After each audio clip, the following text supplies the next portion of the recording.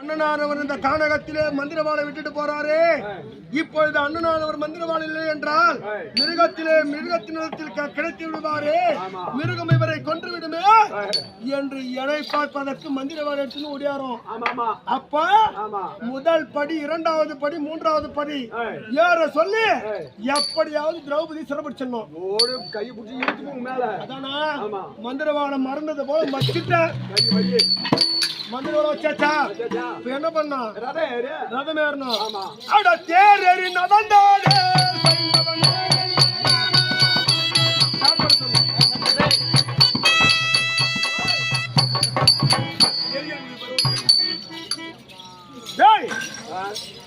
பாடுறா பூஜை போடுறா டே.